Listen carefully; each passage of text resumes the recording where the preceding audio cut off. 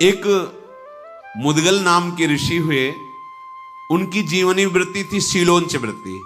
शील, जब किसान अपना अन्न उठा लेता है, कोई अधिकार नहीं रहता, फिर उसके खेत से दाने चुगना।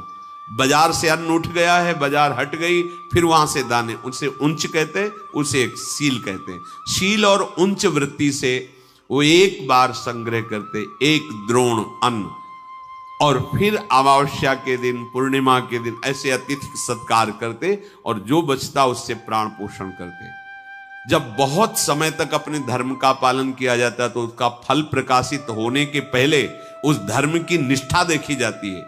तो दुर्वासा जी महाराज पधारे, जब वो प्रसाद पाने के लिए तैयारी थे तो आगे बहुत भूखा हूं, सब पा गए। जो गिरा भी था जूठन, उसको लेके अपने शरीर में लगा लिए, चले गए। फिर 15 दिन बाद फिर आ गए, 6 बार ऐसे। अब सोचो इतने दिन कोई भूखा कैसे रह सकता है, पर निष्ठा, स्वयं भूखे और परिवार भूखा। पहले हम सब ऋषियों के ही संतान हैं, पहले ऋषि जन वनवास भी करते थे, अपनी पत्नी पुत्र आदि, तो हम सब जितने भी हैं सब ऋषियों की संतान हैं। अब जब दुर्वासा जी ने देखा कि इनके चेहरे पर कोई गुस्सा नहीं, कोई प्रतिकूलता नहीं, और इतने दिन भूखे हो गए इनको, 90 दिन भूखे रहना कोई छोटी मोटी बात है। 90 घंटे भूखे रह के देखो कैसा लगता है, चिड़चिड़ाहट पैदा हो जाएगी। 90 दिन भूखे हैं और महात्मा हर बार आके पा जाता है और कुछ बोलता नहीं। तब उन्होंने कहा तुमने जीत लिया, उत्तम लोगों को जीत लिया। ऐसा दुर्वासा जी कह रहे थे कि एक दिव्य विमान उतरा जिसमें हंस जुटे हुए थे, और एक बहुत ही तेजोमय महापुरुष, वो देवदूत बोले, ब्रह्मर्षि ये विमान आपको अपने इस कर्म से प्राप्त हुआ है, आइए इस पर बैठिए और जिस लोक में चाहिए उस लोक के सुख का भोग भोगिए। कोई भी निष्ठा परिपक्व होने के पहले उसमें प्रश्न आता है, जैसे क्लास पास करते हैं, वही 5 से 6 में जाना है, 6 से 7 में तो होती है ना। तो बोले परीक्षा क्यों लेते हैं, परीक्षा नहीं होगी तो अगली भूमिका में कैसे जाओगे। तो भगवान तो सर्वज्ञ, सर्वज्ञ तो टीचर भी है जो जिस क्लास का अध्ययन कराता है, पर वो देखता है तुमने जो अध्ययन किया है उसमें तुम कितने प्रवीण हो, आगे बढ़ो, नहीं तो फिर उसी क्लास में रहो और परिपक्वता करो, फिर आगे बढ़ो। ये सिस्टम ऐसे थोड़ी भगवान को कोसना कि परीक्षा क्यों लेते, नहीं, बिना परीक्षा भूमिका में कैसे पहुंचोगे, वो ऐसा है। और जहां परीक्षा नहीं ली जाती वहां धोखा ही प्राप्त होता है। मान लो डॉक्टर है और उसने परीक्षा दी नहीं, मतलब वास्तविक उसने पढ़ाई की नहीं, और किसी भी तरह से डॉक्टर बन गया, और उसको सही माने में ज्ञान है नहीं कि अब इसको कौन सा इंजेक्शन लगा तो मर ही जाएगा मरीज। इसलिए अच्छी तरह वो अपनी डॉक्टरी पढ़े, फिर अपनी योग्यता से पास हो तो लाखों को सुख प्रदान करेगा। ऐसे हर क्षेत्र में है, अच्छी तरह से आप साधना कीजिए, फिर भूमिका में तो लाखों का उद्धार कर देंगे। ऐसे नहीं कि मनमानी आचरणों को करें हम योग्यता प्राप्त कर ले। कई सिद्धांत लोक में नहीं तो फिर परलोक वाला कैसे हो जाए। आ गया ना विमान, कोई गुस्सा नहीं, कोई परेशानी नहीं। इतना ऋषि ने उनको भूखा रखा, पर ऐसे नहीं कहा कि हर बार आ जाते हो तुम, इतना तो आ ही सकता है ना, हमारा परिवार है, तुम्हें शर्म नहीं आती, हम श्रद्धा पे श्रद्धा करते चले जा रहे हैं, आप हमें मारने पे तुले। एक भी शब्द नहीं, कोई परेशानी नहीं। उसी समय विमान आ गया। देवदूत ने जब कहा ये विराजिए और चलिए जिस लोक का सुख चाहिए उसको भोग लीजिए, तो उनका देवदूत, मैं सुनना चाहता हूं कि जिस लोक में तुम हमें ले जाना चाहते हो वहां कौन कौन से गुण हैं और उनका क्या दोष होता है, वहां दोष क्या है। जब मैं ऐसा जानूं तब जो है उस लोक में जाने की इच्छा करूंगा। अगर कोई संत पुरुष चल रहा हो उसके पीछे 7 पग चल दे तो उसका बड़ा पुण्य बन जाता है। जैसे कोई महात्मा जा रहा है, आप उनके पीछे पीछे 7 पग चले जा रहे तो बड़ा पुण्य बन गया, क्योंकि 7 पग उनके साथ चले। तो जीवन में जब आपका शरीर छूटेगा तो 7 पग महात्मा का साथ दिया है, अरे बड़े सुकृत का कार्य है। तो तुम मुझे ये उत्तर दीजिए, जब मैं समझूंगा कि ऊपर के लोकों में मुझे क्या प्राप्त होगा फिर मैं जाऊंगा, अन्यथा ऐसे नहीं। तो देवदूत बोला, महर्षि तुम्हारी बुद्धि तो बड़ी उत्तम और सावधान है, सावधान, ये चलो ये भोगो, तो क्या है ये, इसका हमें प्रमाण दीजिए। ऐसे नहीं कि आया बैठ के विमान पे चल दे। उत्तम बुद्धि वही कि जहां ले जाना चाहते हो पहले मुझे परिचय बताइए। ये हम तुमसे नहीं पूछा जाएगा, ये उनसे पूछा जाता है जहां कि कहां चलना चाहते हो। मार मार के यम के दूत वो पूछेंगे थोड़ी तुमसे। ये तो पावरफुल महात्माओं की बात है, जो भजन तपस्या निष्ठा। हमारे पास मेरी महारानी श्री राधा रानी, हम पूछे ही कोई नहीं आएगा, न विमान आएगा न पूछने आएगा। यहां अपने घर में ही है, बस घर में ही अंदर प्रवेश पा जाना है। तो मुने जिसे महासुख स्वरूप कहते हैं, स्वर्ग लोक यहां से बहुत ऊपर की है और है, उसमें केवल सिद्ध पुरुष ही जा सकता है या कोई देवता, उसे ऊर्ध्वक कहते हैं। वहां जाने के लिए जो मार्ग है बड़ा ही उत्तम है, सुखद है, और दिव्य विमानों के द्वारा जाया जाता है, भौतिक विमानों का प्रवेश नहीं है। जिन्होंने घोर तपस्या नहीं की, बड़ी बड़ी यज्ञ नहीं की, उनका कभी वहां प्रवेश नहीं होता। असत्यवादी, नास्तिक, व्यभिचारी ये कभी नहीं जा सकते। जो धर्मात्मा है, सदैव मन को वश में रखा है, शामदम, किसी से ईर्ष्या नहीं की, जो दान देता रहता है, जो युद्ध कला में प्रवीण है, इंद्रियों को संयम में रखता है और सत्पुरुषों की सेवा करता है, ऐसे पुण्यवानों को इन लोकों में ले जाया जाता है। हे मुद्गल ऋषि, वहां 33,000 सुवर्ण में विमान, दिव्य विमान, मार्ग में ही चलने पर वहां से मेरुगिरी का शिखर दिखाई देता है। इतना बड़ा मेरुगिरी है, शिखर दिखाई देता है। ऐसे देवताओं के नंदन वन है कि उन्माद चढ़ जाए सुख का। जो देववन है स्वर्ग में, जिनके लता फूल उन्माद चढ़ जाए, और निकुंज का जो तो कोटिकल्प तरुणा है, हमारी जहां श्री जी विचरण करती है, विहरण करती है। अरे सौभाग्य उदय हो गया, बढ़ो आगे। स्वर्ग में किसी को कभी भूख प्यास नहीं लगती, कभी किसी को ग्लानि नहीं होती स्वर्ग में, कभी गर्मी नहीं लगती, कभी ठंडी नहीं लगती, किसी को कोई भय नहीं होता। मन में सोचा वही भोग मिल जाएगा, सब उपस्थित। वहां मलमूत्र नहीं बनते स्वर्ग में। और देवताओं को भी दुर्लभ बताया गया यह देह, मानो देह, केवल भजन के लिए, केवल भजन के लिए। भजन नहीं किया तो देख लो कौन सा देह है, क्या है। वहां भूख प्यास नहीं, मलमूत्र नहीं, ठंडी गर्मी नहीं, कोई वस्तु ऐसी नहीं जो वहां देखने योग्य ना हो। मनोरम ही मनोरम, सुगंध ही सुगंध, हर वस्तु सुखदायक स्पर्श, कानों को लुभाने वाले संगीत अपने आप बजते रहते हैं। वहां शोक नहीं है, बुढ़ापा नहीं है, झुर्रियां नहीं पड़ती, थकावट नहीं होता, कोई वहां रोते नजर नहीं आता, सुख ही सुख बरस रहा है। स्वर्ग लोक में ऐसा सुख है जो सत्कर्म करते हैं उन्हीं को केवल प्राप्त हो सकता है, पुण्यवानों को वो लोक प्राप्त होता है। स्वर्गवासियों के शरीर तेज की प्रधानता से, जैसे अपने पंचभूतों से बना है तो उनका पंचभूतों से, उसमें तेज की प्रधानता होती है, तभी वो अंतर ध्यान हो जाना, प्रकट हो जाना। जैसे योगी जन ऐसा कर सकते हैं, जो योग के द्वारा शरीर भाव से ऊपर उठ चुके हैं, वो एक ही समय में कई जगह दिखाई दे सकते हैं, वो बड़ी दूर की बात सुन सकते हैं, वो पहाड़ में भी प्रवेश कर सकते हैं, बड़ी अद्भुत, क्योंकि वो तेजस तत्व प्रकाशित हो जाता है। वो माता पिता के रजवीर से पैदा नहीं होते, वहां का जो शरीर है वो रजवीर से बना हुआ नहीं है। कभी वहां के लोक में पसीना नहीं आता किसी को, दुर्गंध तो वहां नाम मात्र की, कहीं पूरे लोक में नहीं है।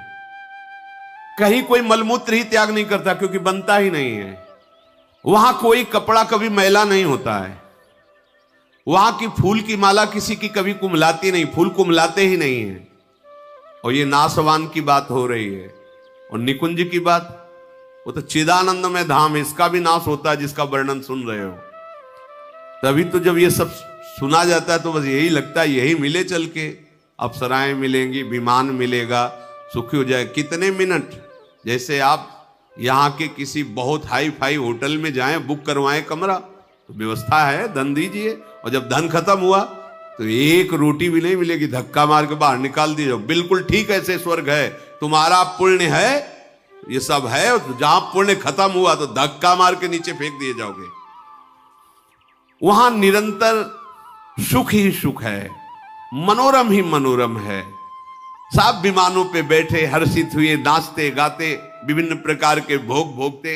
यही सुन के तो सब लुभायमान हो जाते हैं। जो स्वर्ग पर पहुंच जाते हैं वो बड़ा सुख में जीवन व्यतीत करते हैं।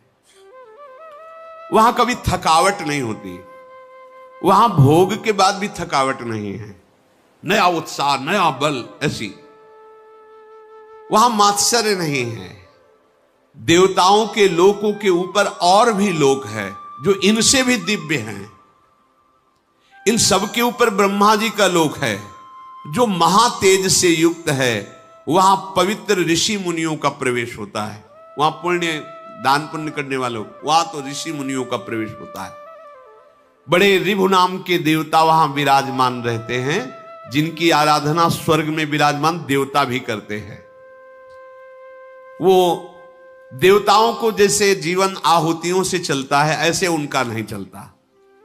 वो केवल अमृत पान करके, वहां कोई स्वाहा की जरूरत, वो अमृत से युक्त रहते हैं। ब्रह्मलोक में जो रहते हैं उनके सुख की लालसा देवलोक के भी करते हैं। ऐसा सुख ब्रह्मलोक में है। वहां परिवर्तन नहीं होता, एक शरीर रहता है, जैसे एक स्थिति रहती है। ब्रह्मलोक में जरा मृत्यु का अभाव रहता है। ब्रह्मलोक में ऐसा नहीं कि जन्म हुआ मरण हुआ, ऐसा नहीं। वहां हर्ष शोक नहीं रहता, वहां सुख ही सुख रहता है। कोई विकार नहीं रहता ब्रह्मलोक में। न राग, न द्वेष, न दुख, न द्वंद्व। एक तरह से यह समझ लो कि परम गति को छोड़कर और सब कुछ वहां है ब्रह्मलोक में। ऐसा सुख है जो तुम सोच भी नहीं सकते। मुद्गल सिंह का हो गया, आपने बता दिया गुण। अब जरा दोष बताइए, क्या दोष है? तो दोष भी सुन लीजिए महर्षि। आपने जो सत्कर्म किया है बस उतना ही भोग आप भोग सकते हैं। इसके बाद तत्काल वहां से हटा दिए जाएंगे आप कि भाई 1 महीने से रह रहे हैं होटल में, इतना पैसा दिया है, अब आज की रात्रि तो काट लेने दो, तो फुटपाथ में काटना पड़ेगा।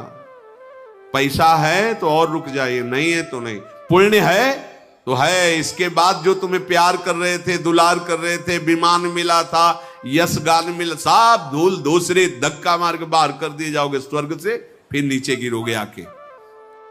अच्छा, वहां कोई तुम पुण्य या नया कर्म कर नहीं सकते। जो पुण्य करके गए उतने केवल भोग मिलेगा। पुण्य गंवाने पर वहां से बहुत ही क्लेशित होकर हटाया जाता। क्यों भाई? जो अप्सरा जो सब भोग रहे थे तत्काल सब हट गए। अब वो उसमें आसक्त है, उसे धक्का मार के बाहर किया जा रहा है। कितना दुख है। स्वर्ग में सबसे बड़ा दोष मुझे ये जान पड़ता है कि जहां पुण्य खत्म हुआ तो उसका बहुत बुरी तरह पतन होता है। यही बुरी तरह पतन कि एक बढ़िया सुख साम्राज्य और 1 मिनट में सबसे रहित खत्म तुम्हारे पुण्य। जिन भोगों में लगा हुआ था, जिनको अपना मान रहा था, उनसे धक्का मार के दूर करके भगा दिया जाता है। स्वर्ग में जो लोग नीचे की तरफ गिरते हैं वो भारी जलन असंतोष से युक्त हो जाते हैं, क्योंकि वो सब सुख छिन गया।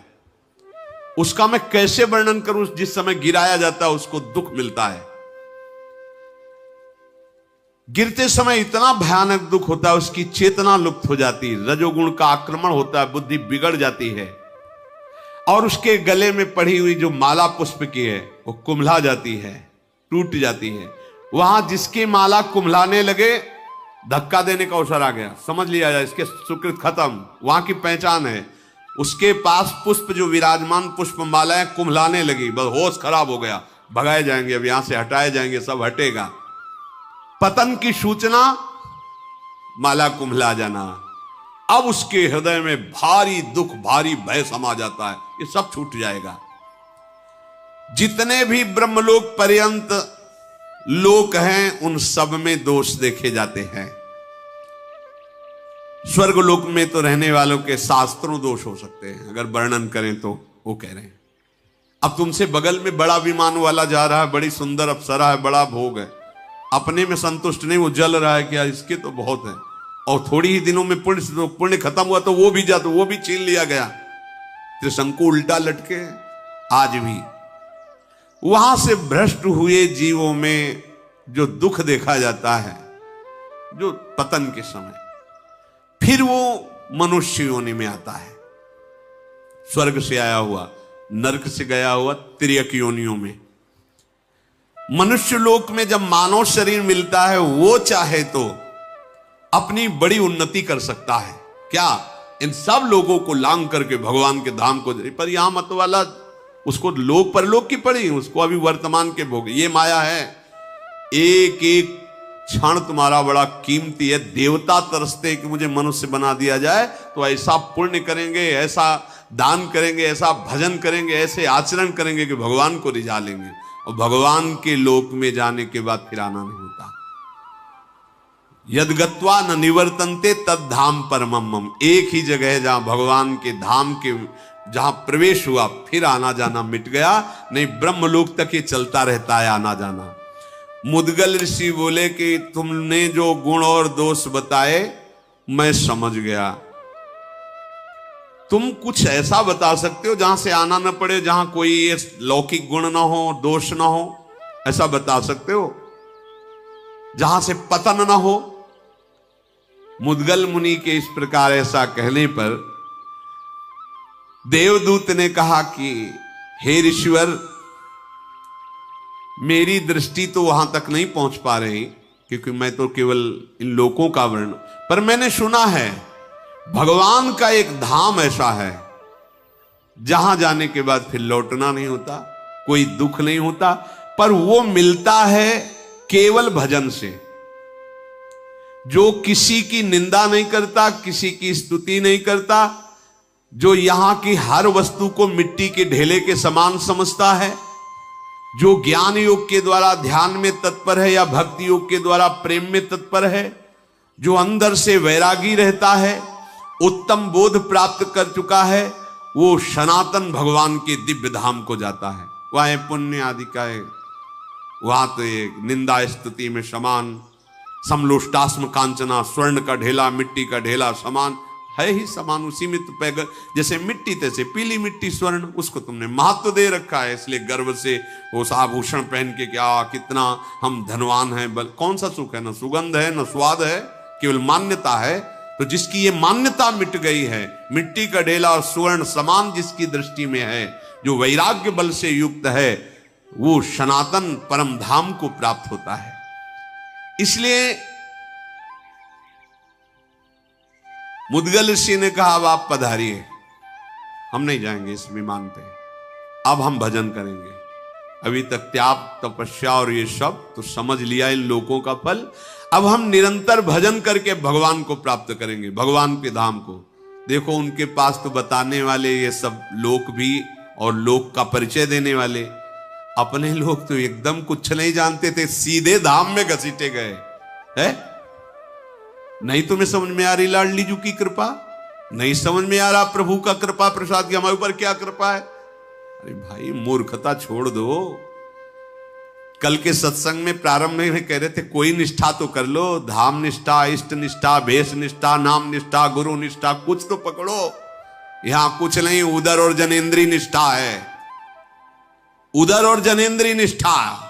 अच्छा खाने को मिले, भोगने को मिले तो जय भगवान की, ना मिले तो भगवान कहां है, कौन कैसे। होश में हो, होश में। बहुत कीमती जीवन मिला है, बहुत कीमती। तरसते हैं जो ऊपर के लोगों में कि एक बार मनुष्य बना दिया जाए तो ऐसा भजन करूंगा कि इन सब धामों के जन हमें प्रणाम करेंगे, हमें भगवत धाम को प्राप्त करूंगा। और तुम्हें अवसर मिला तो तुम नारकी वस्तुओं के लिए तरस रहे हो, एक बार ये खा लूं, ये सूंघ लूं, ये भोग लूं। अरे बहुत जन्म भोग चुके हो, एक बार तो होश संभालो। चलना का है, अभी छूटेगा शरीर। जिस शरीर के लिए तुम मर रहे हो, ये शरीर छूटेगा अभी। प्रतिपल ये छूट रहा है, तुम्हें दिखाई नहीं दे रहा है। जैसे नदी के किनारे खड़े हो, यमुना जी के किनारे खड़े हो, दृष्टि गई तो तुम समझ रहे हो वही जल है। जिसको तुमने देखा वो तो कहां पहुंच गया। ऐसे ही प्रतिक्षण तुम्हारी आयु क्षीण हो रही, प्रतिक्षण तुम्हारा शरीर मृत्यु को प्राप्त हो रहा, तुम्हें दिखाई नहीं दे रहा। कमा लो भगवत भजन, कमा लो भगवान नाम, कमा लो, सच्ची मानो, मान जाओ हृदय की बात। जो गलतियां हो रही सब मिट्टी डालो, आगे बढ़ो। राधा राधा राधा लाडली जू सब क्षमा कर देगी, आप मान लो हमारी बात, परिणाम नहीं भोगना पड़ेगा। लाडली जू कृपा करेंगी। देखो कृपा करी दी, अपने लोग धाम लायक है, जरा सोचो। जब हम इस पर विचार करते हैं तो लगता है यार श्री जी की अहेतु की कृपा पर कैसी ठोकर मारते हैं ये लोग। इनकी समझ में नहीं आता है कि कर क्या रहे हैं। बस यही है कि जैसे छोटा बालक मां की गोद में मल त्याग कर दे तो दंड का अधिकारी नहीं होता है, बेचारा बालक है। हम हैं तो ऐसे ही अबोध हैं, पर अबोध बन जाए, पर बनते बड़े ज्ञानी हैं। बात भी यही है कि हम बच्चा भी नहीं बनना चाहते, ज्ञानी है तब फिर वो दंड विधान होता है। अगर बच्चा बन जाओ तो क्षमा हो जाए, कहे बच्चा के पेट और घट करे विनाशन, कहे जब दंड मिलने का समय आता था कहते बच्चा है, और जब कर्म करने का होता है कि सावधान, तब कहता हम बहुत ज्ञानी, हम करके दिखा लें, कोई जान नहीं पाएगा। तब जो जान रहा है वो कर्म तुम्हें दंड दे देगा। होश में जिस धाम के लिए ऋषि मुनि ऐसे ललकते हैं वो धाम तुम्हें ऐसे ही प्राप्त हो गया, फ्री में प्राप्त हो गया, श्री जी की कृपा से प्राप्त हो गया। विमान से चढ़ने की जरूरत नहीं है, ऐसी जगह आ गए जहां विमानों का प्रवेश ही नहीं है। ये भगवत धाम है। इस मनुष्य लोक में कोई भी ऐसा नहीं है जो ये ना भोगता हो। बारी बारी से दुख, बारी बारी से सुख, जैसे चक्र ऐसे चलता रहता है, ऐसे दुख सुख का चक्र है। तुम पराक्रमी हो, सावधान हो जाओ, दुख सुख सह जाओ। राधा राधा राधा राधा, कहीं खर्चा मत करो नाम को, राधा राधा राधा कमाई करो और ऐसी जगह पहुंचो जहां से पुनः जन्म मरण पतन दुख ये सब नहीं है।